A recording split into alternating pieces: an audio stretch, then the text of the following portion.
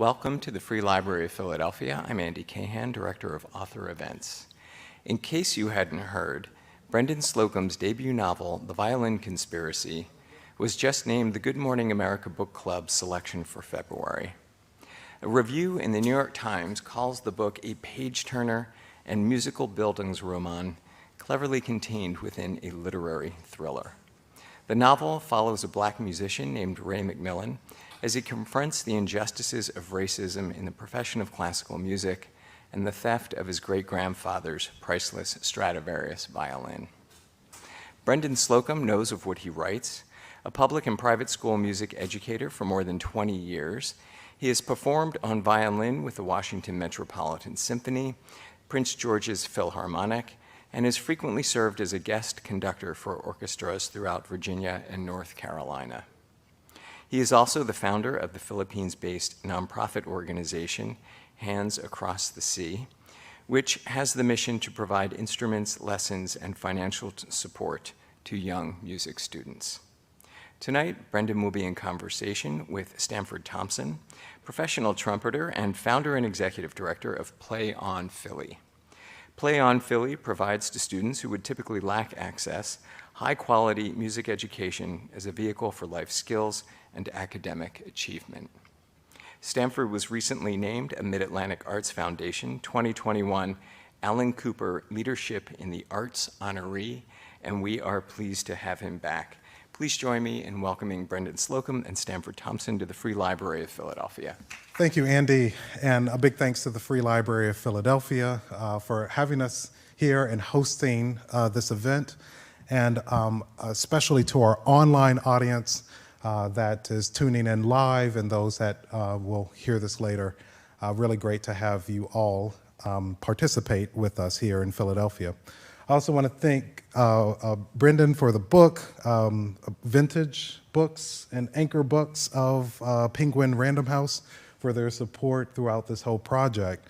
And you know, we talked just for a couple of minutes backstage, and one of my first things was, you know, this was a pretty emotional read for me. There were several moments getting through this book where I had to take a moment, although I was able to consume this very, very quickly.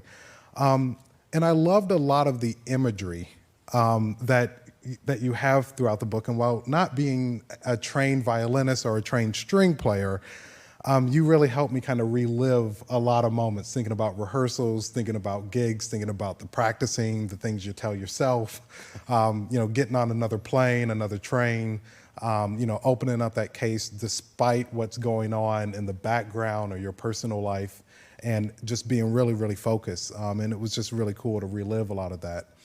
And I couldn't also help but to think, you know, the main character in the book, his name is Ray. And I actually have a really good friend named Ray, Ray Chen, who owns a Strad.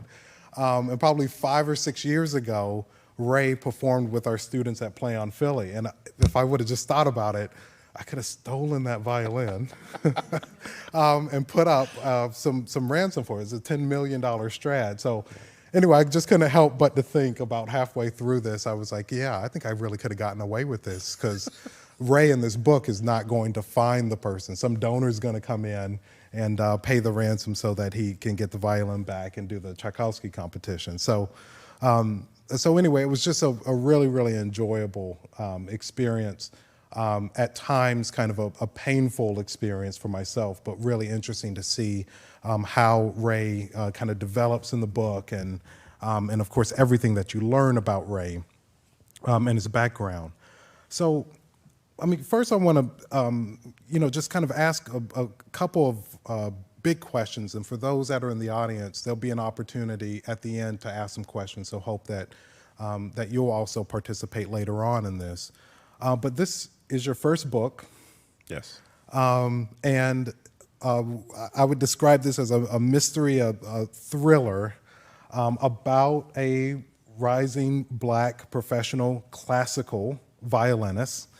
Their prized possession, this Stradivarius violin that's worth $10 million, being held for ransom weeks before the biggest competition that could really set this violinist up for the biggest career. And I was kind of thinking, and what I kind of struggled a little bit with. Okay, like imagine if someone gave you a house. And imagine if that house just happened to be worth $10 million, okay? I would sell the house because for a tenth of that, I could get a really great place across the street here from the library, and I'd still have $9 million left over. So I was struggling a little bit to say, he should have sold this $10 million violin. You can get you a pretty good one for $250,000. Okay, never mind. You're not following that? No. I totally get it. Okay, I all totally right. do. You're not the first person that's said that. But I do want to ask you, I mean, what really inspired you to pull out the pen to write this? And if you can kind of talk about the journey that you went through from the moment you pulled out that pen to when, publication date hit just 2 days ago on February 1st. If you can just kind of take us through this experience writing your first book. Wow. Okay. First, I am super jealous that you know Ray Chen, and we're going to talk about some autograph and picture or something. All right, just tell him it was after I named it after him. Okay, just, I will. That should do it. Wow, I started writing this book in July 28th of 2020. The pandemic was raging, and I was doing the same thing everyone else was doing, sitting in the house, eating, getting bigger and bigger and bigger. And I decided to start exercising, going out and running every day. Terrified, of course, that I was going to catch the Rona. And it was, I wasn't teaching anymore because I would teach lessons. I would go to my students' homes and teach them lessons, and everything stopped. Everything stopped. I saw an advertisement for selling books in the age of COVID. All right, I wrote a book a long time ago, which was terrible. I love it, but it's a great story, but my writing was not that good. It was 20 years ago that I'd written this manuscript, so it's like, I'll give it another shot. I wrote something. I sent it off to an agent. They said, wow, this is terrible, but you have a good voice, so you should try writing something that you know. My first one was science fiction. So I'm going to get back to it at one point and say, okay, yeah, Brendan, you can do your science fiction thing. I just started writing what I knew, which was music. And, I basically wanted to tell my own story. Years and years and years ago, probably 30 years ago, one of my friends said, Brendan, you should write a story about your life. You have just done some interesting things. There's just so much stuff that's gone on with you in such a short amount of time. You should do that. I didn't think anything of it. But it's like, why not? It's some interesting things have happened to me, and I'm a musician and I know about music, so I'll give it a shot. And Violin Conspiracy, it was easy to do because these stories have been in my head for so long. And with the events of 2020, George Floyd and everything, I just felt that the time was right to get these types of stories out. Previously, when I would tell stories like this, people would say, no, you're just exaggerating. No, that's not happening. No, that's not real. Your perception is off. You're wrong. And, you can't fight people. Your perception is your perception, and their perception is their perception. And neither one is right or wrong. They're just different. And my perspective was these things happen. So I put it down on paper, and as I was writing, everything came really easily. And I would write 2,500 words a day. I'd sit down for 3 hours and write every day. My agent, who is phenomenal, would edit on the fly with me and give me some suggestions and ideas, and we would argue. He would say, take this out because that doesn't happen. And I'd say, yes, it does happen because it happened to me. And it was a fight, and fortunately I won, and it made it into the book. And we just kind of go along, and in 2 months I had it done. And I was blessed in late December with a call saying, would you accept this offer for a 2-book deal? Yes, I will. Happily. Right. And I mean, you've been a lot of places talking about this book and many other stops coming up. Yeah. Yeah, and glad that Philadelphia will be the best stop that you have. Absolutely. Look at this. You guys, can I give you some applause for coming out tonight? You guys are awesome. Thank you. So I mean, so in the book, and I don't want to give this book away. It's really, really tough. I really want to tell people what happened. Has anybody been able to get through the book yet that's in the room? Oh, okay. Well, I got a phone call today from someone who got through the book all day yesterday and wanted to talk with me about it. But you do a really, really good job of giving enough information. Well, yeah, my sincerest apologies. I am don't know what that was about. Sorry. So in the book, you do a really great job of giving enough information that makes everybody around Ray look guilty for stealing the violin. Right. And I had a tough time. I first thought I knew who it was at the very beginning. That changed at least twice. And then when you find out what really happens, it's like, oh, yeah. In some ways, you should have saw it coming, but you didn't see it coming. You know, you got hit by that bus. And everything, you got to read it to figure out what it is. But, you know, again, it was still a nice ride and really kind of challenging to figure out the riddle. And I will say, like, before it was revealed, I got to a point where I'm like, okay, I'm going to stop trying to figure out who did it. But on the same side, I also really like kind of the musical and the personal journey that Ray was on throughout the book, and especially how the relationships of the people around him kind of modulated. Right. So when I think about kind of the modulations in this book, I think about things of watching Ray go from, you know, his first wedding gig to some of the best concert venues. And in that, you are going to experience some of the joys of that first experience playing the wedding and some really not great things that happen. Yeah. And same thing of playing in some of the best concert halls. And what I remember in the book is the joy Ray had when Ray had the violin under his chin, making music with other people. I think about the modulation of like having a crappy school violin to a Strad. I mean, that's a really big change. Hardly anybody in the world gets their hands on such a great instrument. I also think about the violin being like really, really annoying to Ray's mom, to then learning a little bit later what was behind a lot of it, and it probably had very little to do with, you know, scratching away until it started to sound better, but more of learning how that violin came about. And again, what I just said about that $10 million house, I think Ray's mom and a lot of other people had an idea of, you know, we could really, you know, sell that instrument and be okay. Yeah. And then I think about the modulation of a youth completely kind of historically divested of the types of an educational experience that I believe every young person should have. And every young person should have the ability to make beautiful art and pursue it at the level and take it as far as they can. But the modulation of this divested kid who had something special, and how that kid was transformed into, you know, somebody with a worldwide reputation, being sought after, you know, being paid well, having these experiences that, you know, really kind of, you know, shaped his life. And then I also think about what we call repeats in music. Sometimes when a composer really likes what they wrote, they'll just put a repeat symbol, you go back and do it again.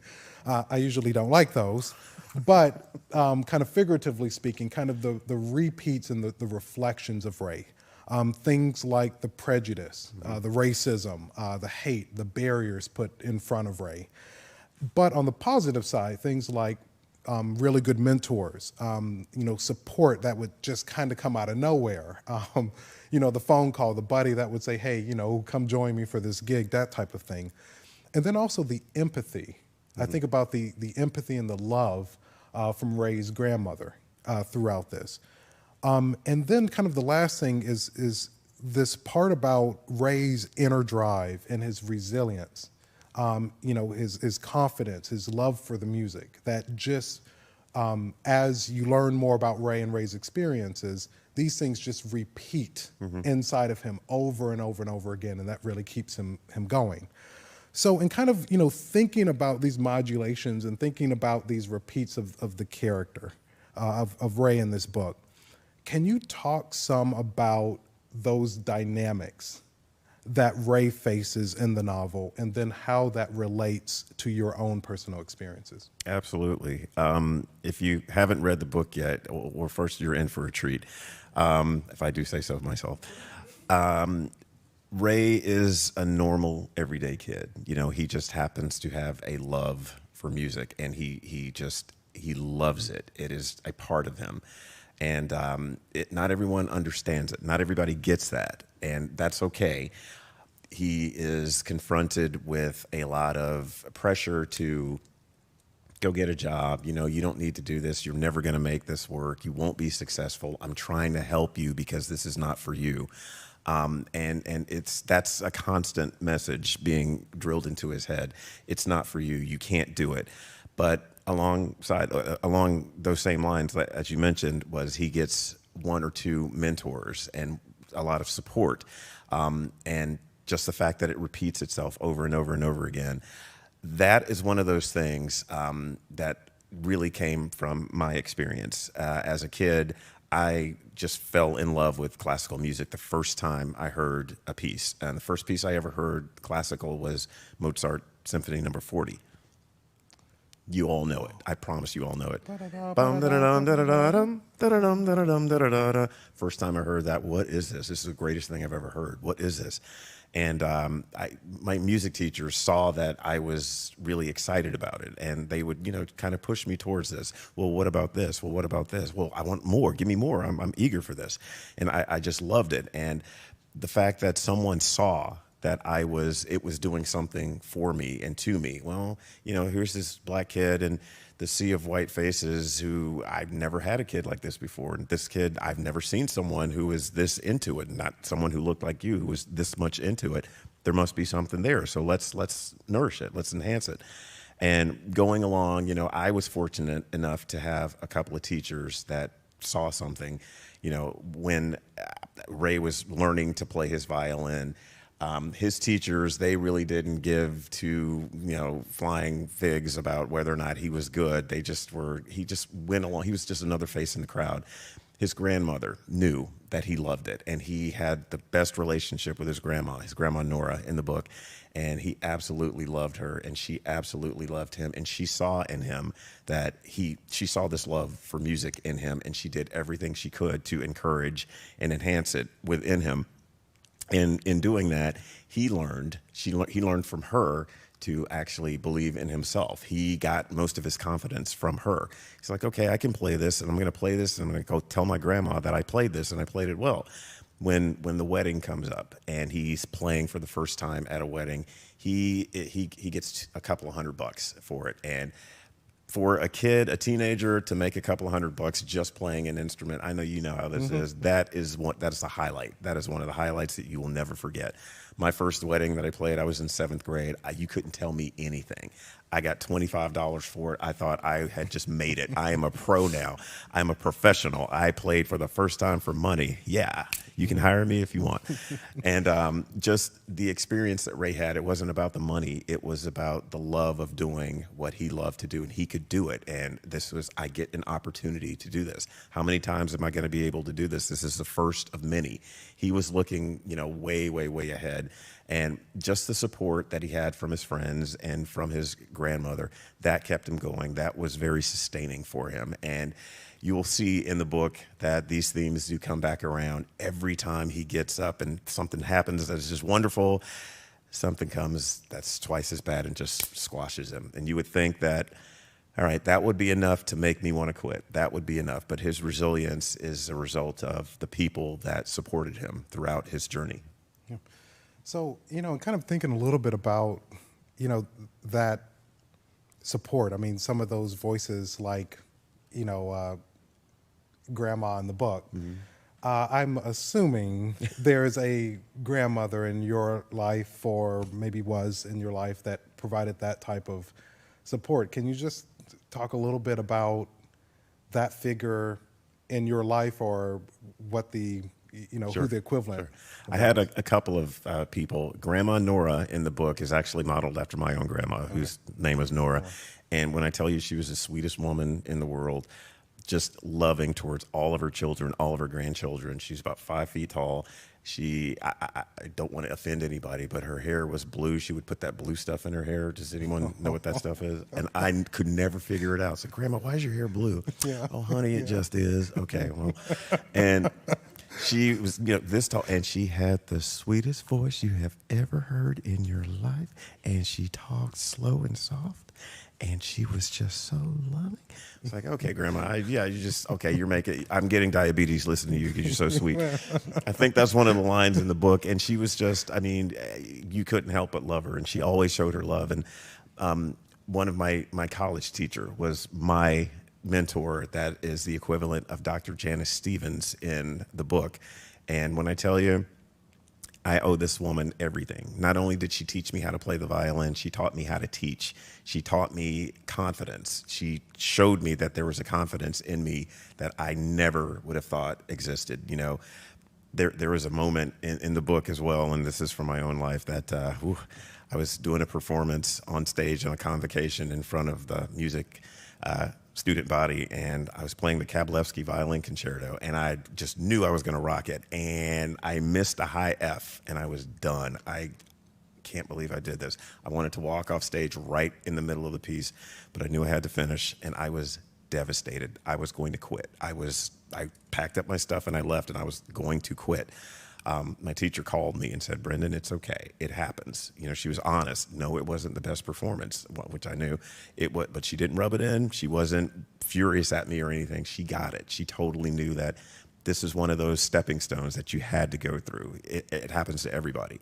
A bad performance. It was horrible, and I really wanted to quit.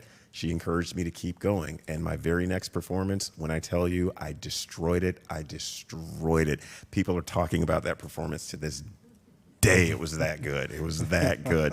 I actually got asked to perform at, we had a Southern Association accreditation committee come in, and I was asked by the music faculty if I would perform. I was the only one in the string department who was asked to perform as a sophomore. It was good stuff. And it was all through my teacher's encouragement and just nurturing. And I love her to this day. Her name is Dr. Rochelle Vetter Huang. I will say that name every opportunity I get because I love her that much. Yeah. Well, this is the biggest difference between a trumpet player and a violin player, okay? So, number one, trumpet players never make mistakes. We always play the right notes. Always. We go for it. They only have 3 valves to do. Right, yeah. And, even if it's an unplanned event, that's fine, okay? As long as you go for it and you give it everything that you have. So it's always interesting to hear about some of these issues that y'all have that I don't know why it's a problem. Anyway, all right, but we won't get into that. There's another kind of big symbol that in the book that came across for me. I'll try to do my best to explain this. Okay. So from what I understand, it's the great-great-grandfather of Grandma in the book. Wait a minute. I think there's one great No. Oh, is that? It's the great-great-grandfather of Ray, who is Grandma Nora's grandfather. How about that? Okay. See, my math was wrong because I'm sitting there thinking the great. If you ask me to say that again, okay, I'm going to get up and walk out. But as the story goes, he received a violin as a free slave. Mm-hmm. That violin pretty much went and kind of hung out. It ended up in Grandma's attic. Mm-hmm. And one day she brings it down. No one really knows what it's worth, but essentially when it's cleaned up, the news comes out, and this is where the family kind of flips out saying, hey, we got this $10 million house. Then as the family, the descendants of the slave owner finds out about this, they want their violin, the family wants their violin back. Essentially goes after, Ray and the family and this whole violin, and this whole dynamic is created. And like I couldn't help but to think the violin was given to be played at some point. Yes. And there was some foresight, some intentionality of giving that violin to a free slave, even at the time not knowing what this would be worth, 100 or so years later. And I also think about my own parents' story. My father, who grew up in the early 40s in Jackson, Mississippi, very similar story. Saxophone, saxophone stolen from a house that his aunt cleaned, but the aunt saw that saxophone sitting in a closet or something for years and figured nobody was playing it. So I guess it's okay, right? Sure. All right. Yeah. And my mom grew up on the south side of Chicago in the mid-50s. And it was made very, very clear to them that they weren't welcome. Enough people would tell them, you are not welcome, essentially, you're not welcome in this room. And then as I remember growing up in the late 90s and 2000s, I won't say much more than that, but people saying, why aren't you people of color, black people, why aren't you in the room? So I went through a program of the Atlanta Symphony Orchestra called their Talent Development Program. They sponsored 25 Black and Latinx youth, paid for weekly lessons, paid for summer camps, instrument upgrades, because that was their response. Why aren't you in the room? And now that the conversations have shifted in our field, and people are looking through more of an equitable lens, some people are saying, essentially pushing back, kind of like the Marx family, that finally figure out the value of this, and despite everything that slavery did, and everything that this violin essentially is doing for this young man, the family is just like, now that you're in the room, I want to take this thing back. And constantly thinking about when more equity is present, the challenges, although there's a lot of people that are for it, but there's still enough power that's against it. Yeah. And I was just really curious to kind of ask you, your thoughts about this subject, knowing that you are a little bit older than I am. And I will say that the support that I received is a little different than the support that you received. But now that we are both on this other end, making careers as professional classical musicians, doing lots of education work and things like that, we had a moment backstage of talking about even some of the barriers that are still there, and even some of the doors that have been closed even tighter. Right. So I'm just really curious to get your perspective about that topic. Well, I think you said it really well. Your experience growing up was vastly different than mine. You were fortunate to get the lessons, to get the opportunities. Everything that I got was I had to scratch and scrimp, and my first violin that my dad rented for me, we couldn't afford to make the payments on it, so 7 months later it had to go back to the music store. So I'm without an instrument for a month, and that happened probably twice a year. But somehow I managed to keep going, because there were people that I don't know if it was, I'm not sure what was going on in their heads, but I am grateful that they had the wherewithal to say, okay, this is a deserving kid. Let's go ahead and try to push for this. What you're referring to as far as people pushing back with the whole equity issue, I think it's very true. I think it's very sad. I think maybe sometimes people see that their positions of authority get threatened. Well, you don't need this. You've got basketball, you've got hip hop, you've got football, you've got it sounds ridiculous, but to these people that makes a lot of sense. They feel as if they're doing you a favor. This is going to be way too difficult for you. You can't do this. You're not going to be able to handle this. This is not something that you want to do. I'm helping you out. I'm helping you. No, really, take my advice and try something else. I'm sure you've probably run into some situations like that, and they honestly think that they're doing you a favor. And that's the sad truth about it, because they don't think that you're capable. They don't think that you're good enough to be able to do it. You don't think that they don't believe that you have the capacity to fully embrace what it is that you're trying to get into, which is sad, and that just makes us have to work that much harder. I don't think those types of people are ever going to go away, to be honest. I think every opportunity that they get to show how much they want to help you by let me steer you away from this. Let me give you an opportunity to do something easier that you're going to be successful at. You won't have to work as hard at this. I'm helping you. It's a sad reality that we're in, and I don't think it's going away anytime soon, but I do think that the conversation has at least started to where people are beginning to realize, wow, you're just like everybody else. You can do this. Why can't you do this? You just need the opportunity. You need to be one of those people in the room. Now that you're in the room, what can we do for you? Yeah, I think about this quite often when, we started Play on Philly, and it was, I want... It's a fantastic organization. Oh, thanks. But, I want kids in the room for 2 or 3 hours every single day after school. Good teachers, quality instruments in their hands that we can loan them so they don't have to go out and rent them or buy them. Bringing programs to the school, not to say, hey, come to my living room and have a lesson or come downtown, but to take all of those resources out and to have heard a lot, especially in our early years, it's a little bit too much. Wow. Sometimes the funders would rather see a 1-week musical workshop given, or they're happy to fund literally paint buckets from Lowe's and some drumsticks to have the kids do rhythm exercises. And, sometimes those have been, really, really big challenges of saying, we can do significantly more. Right.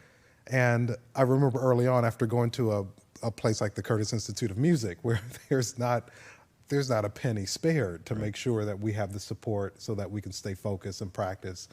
And the significant kind of human and financial resources that go into just 150 or 160 or so students. Right. So, I just had this thing of like, there has to be another way to do this and other allies that we can slowly find over time. I think that's going to be, really, really big challenge moving forward. And how do we make sure that there's just greater representation?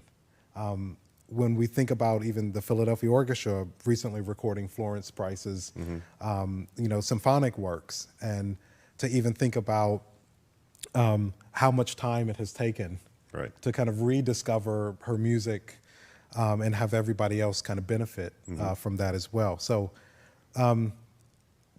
perhaps it won't sell as well as Beethoven's Ninth Symphony. Not yet. Yeah, not yet. Yeah. But we got to get to that point. Exactly. And it certainly means a lot when someone like, for example, Yannick Nézet-Séguin gets up and says, this is the best music ever written that was ignored so much. Right. And perhaps instead of playing the same melodies in Dvorak's New World Symphony, we could, literally play Florence Price's music that certainly incorporated the same types of music and backgrounds of people of African descent in this country. So we could talk about this for another hour. We really we'll could. probably I'm do sorry, this afterwards. sorry, you guys. We're talking a little shop over here. But I do want to bring one more thing up, and it's something I heard a lot from my own father of let what comes out of the bell speak for itself. And he always had this attitude and kind of insists that I practice a bunch. I keep my mouth shut because probably he knew my own temperament because it's very much like his.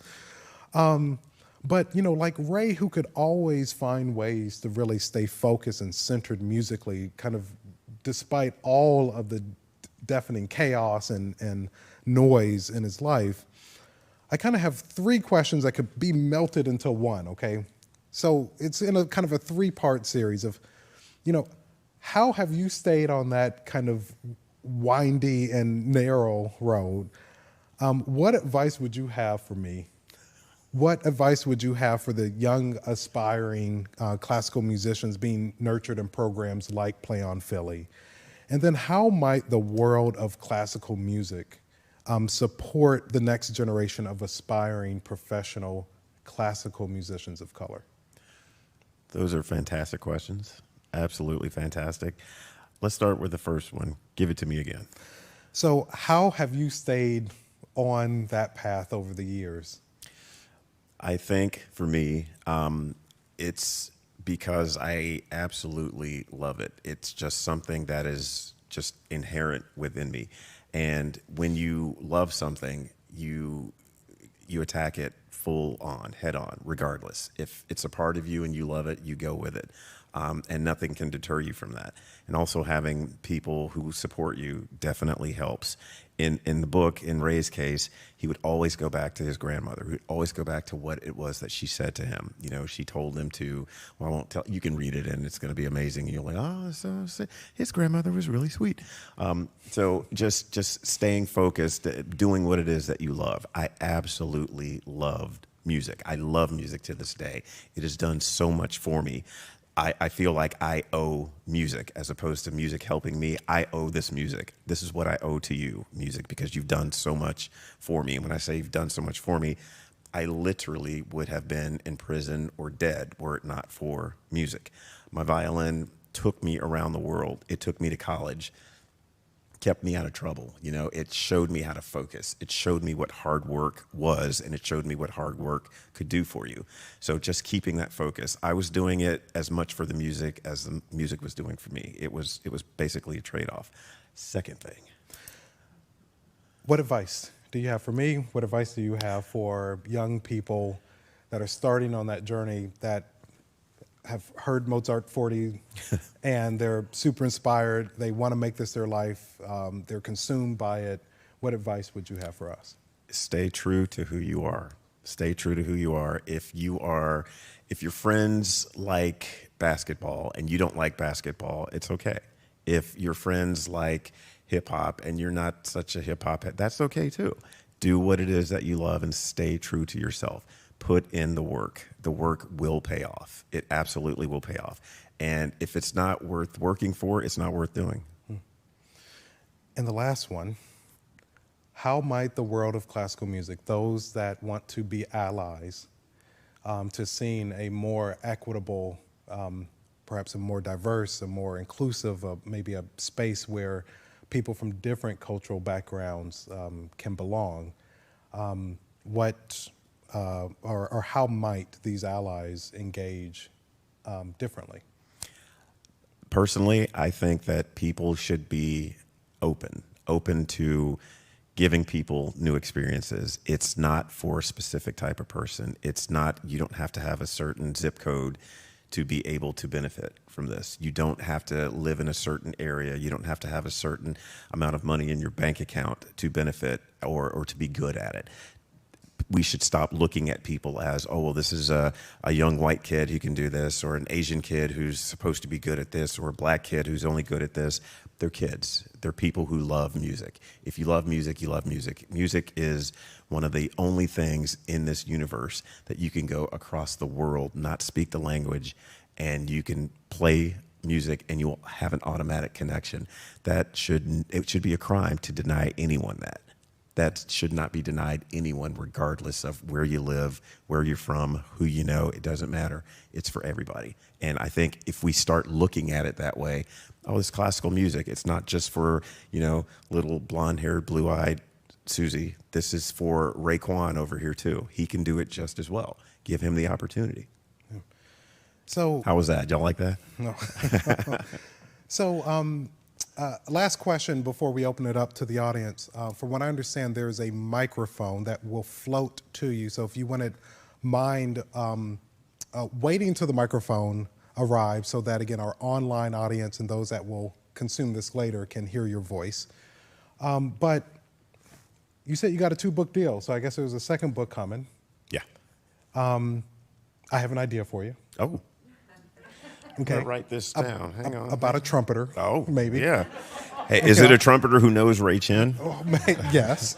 Okay. And this could be, and that trumpeter's name could, be Stan. Stan. That's a good, something like that. Yeah. So I was just want to put that one out there. But can you tell us about what you might be thinking about for your second book? See, I just wrote down Stan. How about that? I got you. I got you in book 3. Book 3. Yeah, Wow. my second book is I finished the manuscript and it's being edited right now, and I'm getting it back and working on some revisions. Actually, all next week, I'm just going to sequester myself and just make some changes and really good that it's I'm in love with this story.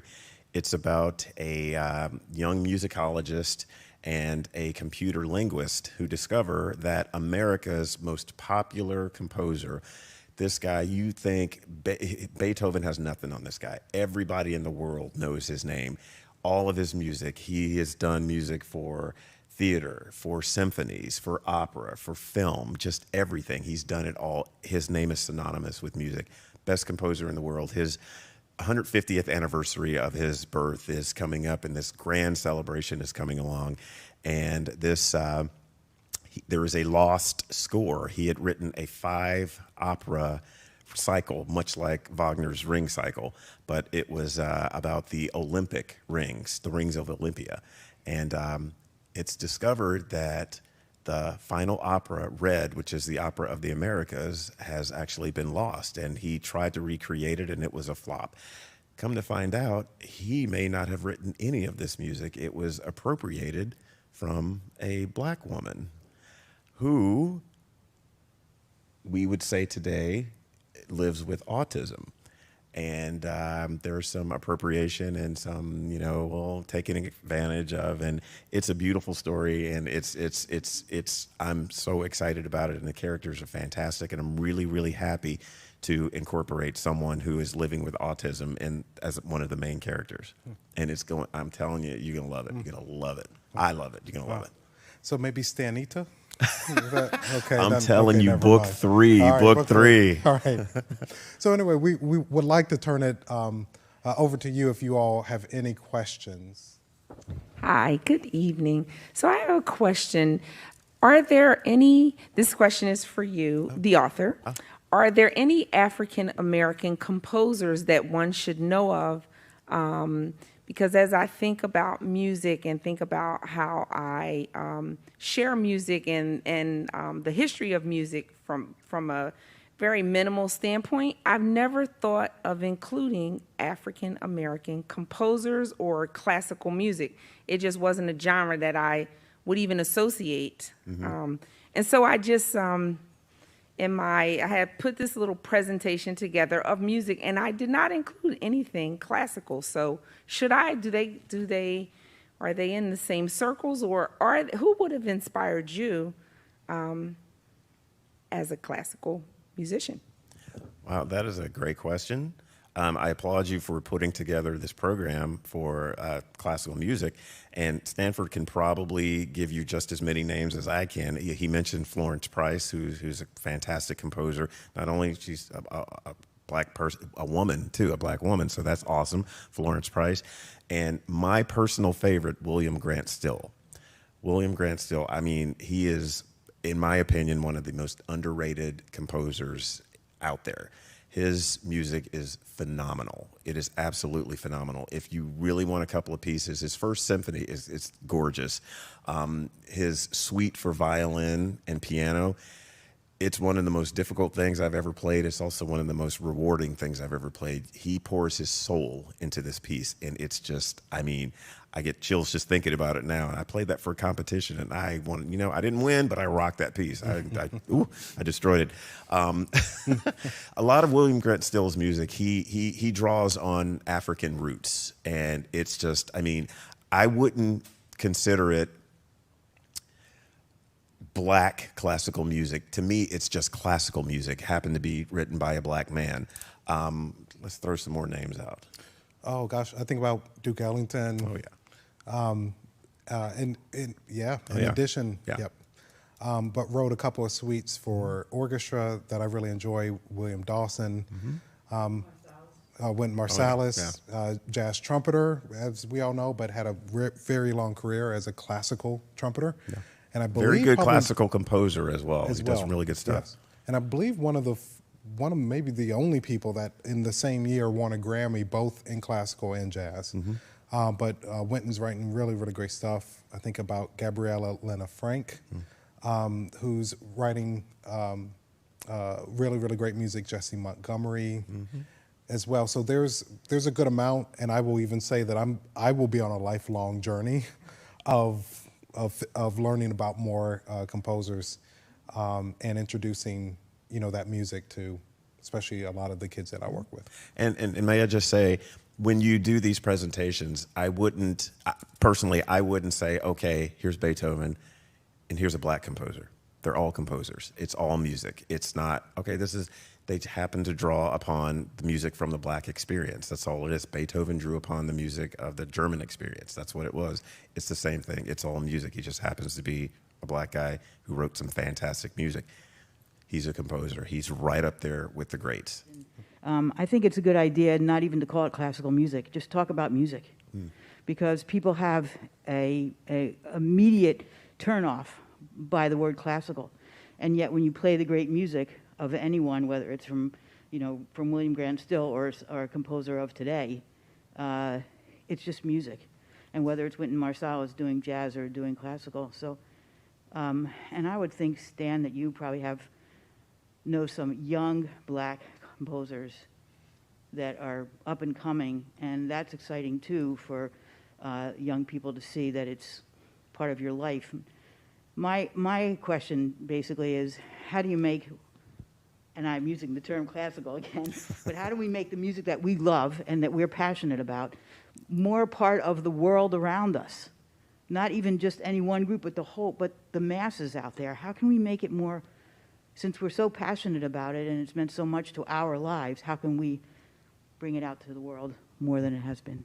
You want to go first? Yeah, I mean, I'll start. I mean, in terms of, I think that there's so many opportunities to incorporate the music that we love, world's music, into kind of more mainstream media. So I love the music of Bridgerton. I don't know why I got into it, but anyway, I got into it.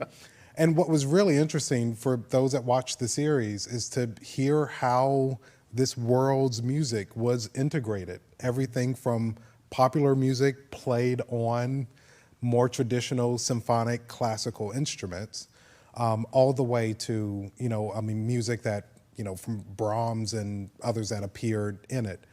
And by the time I finished the series, I actually had a really, really great experience just, hearing all of the music kind of melt together.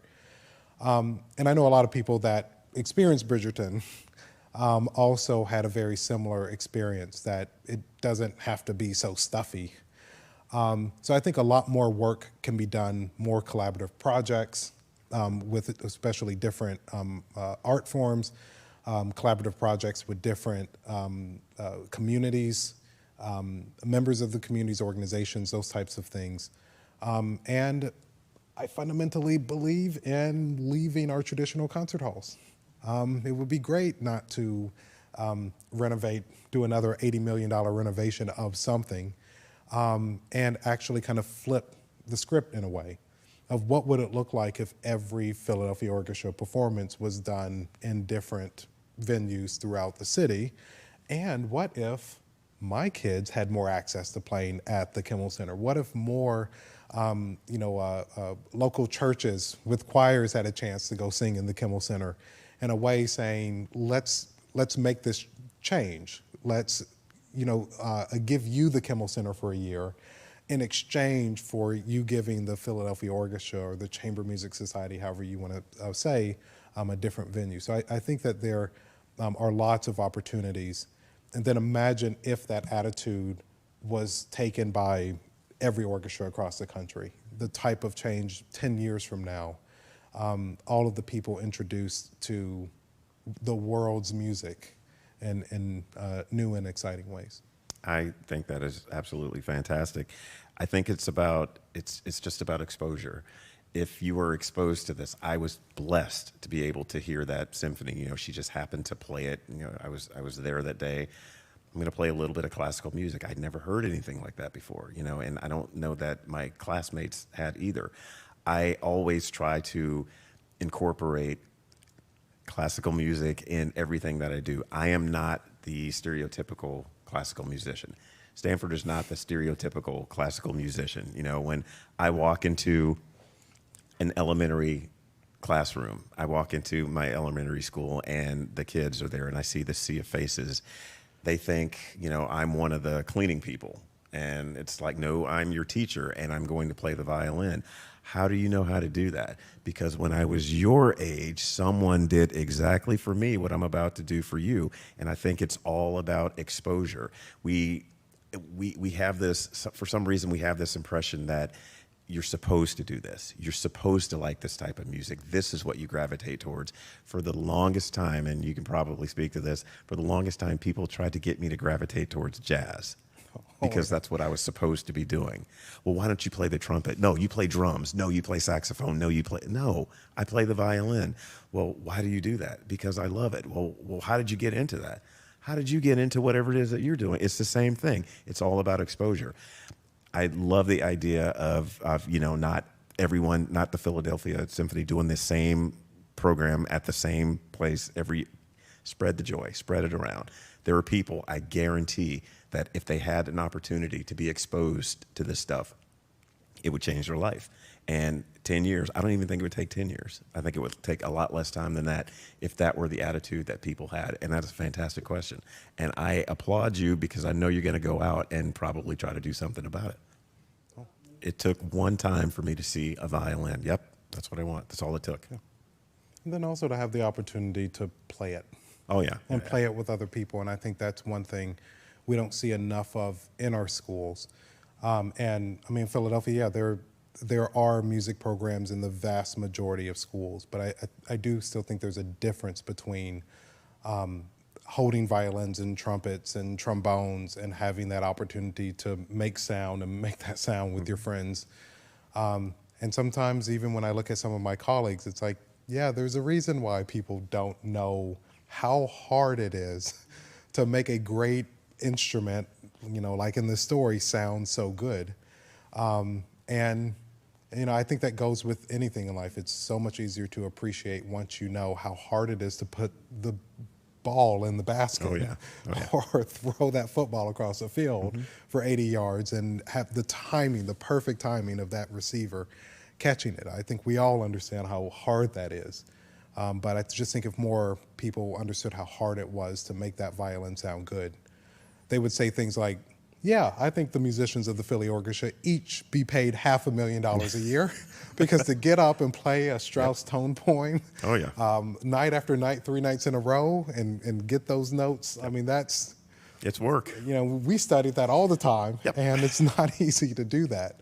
So, those are, but of course I know how hard that is, So my question actually stems from you as an author. So transitioning from music to actually writing about it or a story based around it, what was that experience like, and what advice might you give to anyone that is looking to write a book of their own, whether it's now or in the future, and some of the challenges maybe you went through and some of the tools you might have used to get better and better at it? Yeah, that's a fantastic question. Some of the best advice that I was actually given was write what you know and write honestly, because if you don't believe it, how can you expect anyone else to believe it? Take yourself seriously. If this is what you want to do, you do it. There are going to be obstacles. There will always be obstacles, but it's just like with everything else. If, as a musician, you have this one piece of music that's giving you a ton of trouble, you can't give up on it. You don't quit. You work hard at it. You dissect it. You go slowly. You get advice from other people. Listen to this. Tell me what you think. Constantly. Constant edits in books. I'm always, hey, can I read this for you? Tell me what you think about this. Does this make sense to you? You can't be afraid to get other people's opinions. That doesn't mean that you have to necessarily take the advice or agree with the opinion, but it's nice to hear it. There's always going to be people that don't like what it is that you do, and that's okay. Opinions are like elbows. Everybody's got one or two. It's okay. Write what you know, write honestly, write often. Does that help? All right, do it. I mean, if you believe in it, if you truly believe in it. A friend of mine told me when I was in college, Brendan, you told me that you were going to write a story about your life. You did, and I can't believe that you actually did it. I'm like, well, I told you I was going to do it. This is what we practice all day long. I would do 3.5 hours every day, 3.5 hours every day practicing my violin every single day, regardless of how I felt, regardless of how I felt I was progressing or not progressing. It's the same thing with the writing. I sat down, I'm like, I'm going to do this today. Do I feel like writing? No. Would I rather be outside? Yes. Do I want to read a comic book instead? Absolutely. It's 9 o'clock. This movie is coming on that I've really wanted to see. Would I rather do that? Yes. But I am committed to doing this, and I know that the hard work is going to pay off. My pleasure. Well, this is great. Well, I'm not writing a book because Brendan's going to write it for me. So that's going to work out. And the trumpet player's name is going to be Stan. Right? Look, I really, really enjoyed this conversation. I enjoyed the book more. But no. I think that's the compliment. No. But enjoyed this conversation and enjoyed the book, and it was just really, really great to see myself and a lot of other people that have pursued classical music that look like us portrayed in these stories.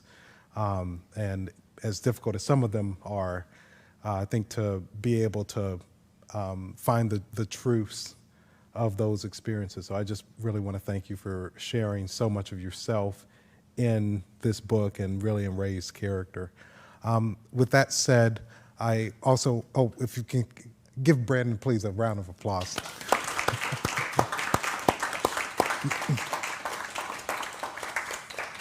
And then hope that you'll be able to stick around for a couple of minutes. I believe we will be in the lobby-ish area upstairs, so you can pick up your own copy and have some chats with us. So Please. Do join us up there in a couple of minutes.